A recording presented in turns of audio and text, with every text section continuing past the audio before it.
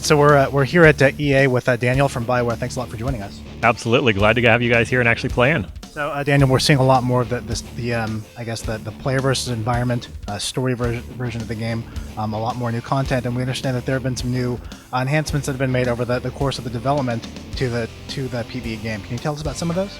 Absolutely. So right now you guys are getting to see a lot of new stuff. We've really got a lot of focus going on for the multiplayer. So what you're seeing out there is the social points, which you're gaining from doing multiplayer quests and winning multiplayer conversations. You're seeing a lot more heroic quests, which are our multiplayer quests where you need a full group. We've had a lot of players going out there and really working on their game as you see people trying to figure out how to make the teams work together in concert.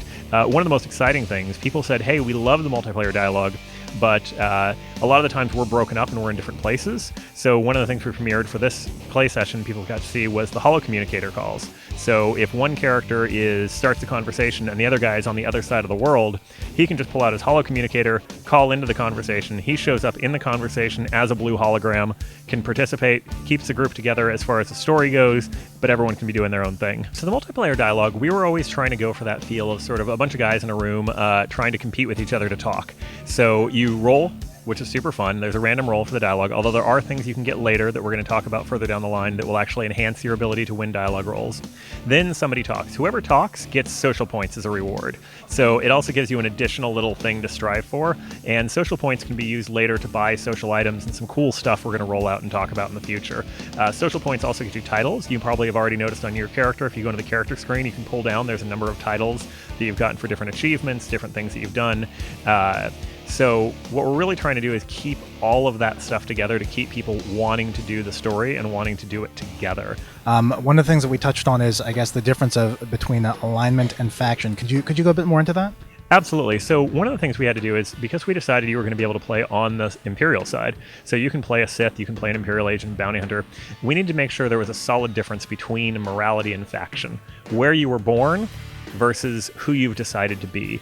So you can be a light side Sith, you can be a dark side Jedi. That doesn't mean you're going to switch sides, because you're from a country, you're from a people that have a goal and a place, right?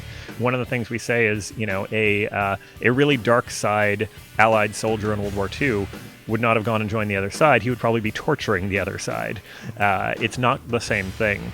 And one of the things we had to do that, to make it make sense, is we took the light side, dark side decisions and we put them on big action decisions. So things the player has actually decided to do. It doesn't make sense for a Jedi to tell his master that he's dark side. It doesn't make sense for a Sith to tell his master he's light side. So you can say anything you want. You can be a smart aleck, you can be nice, you can be whatever. It's not going to affect your dark side, light side. It's when you get into the situation and you have to decide, are you going to kill those people, or are you going to try to fake their death and smuggle them out and make it look like you finished it? That's when you're going to get your light side, dark side points. One of the things that's now in is the player ships. Can we talk a bit more about, the player ships and kind of the rules that they'll play in the game?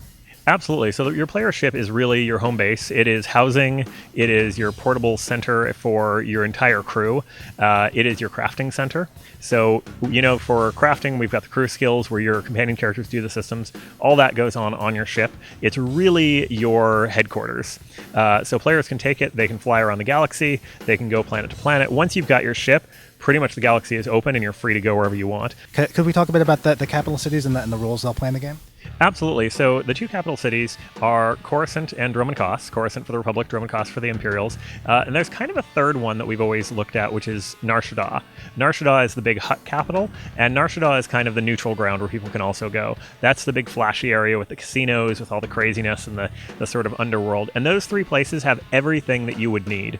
There are vendors, there are people who are going to be able to take care of your basic crafting abilities, your basic crafting needs on other planets. But if you want to know that what you need is there, you're going to your capital. So one of the things we make sure to do is not just drive players back to those areas through that, but also through story. It makes sense that you're going to need to go as a trooper back to Coruscant a lot. You're going to need to deal with command. You're going to need to go deal with your main stuff. So we try to keep high-level players going in and out of those worlds so players can see them, right? It's very aspirational to be able to see high-level players going around, but also so we get a real community feel and people are used to interacting and seeing players around. To close out, if you could remind our viewers at home when the game's coming out and for which platform? Star Wars The Old Republic is slated for a 2011 release on the PC. Thanks so much, and I appreciate it. Absolutely. Thank you.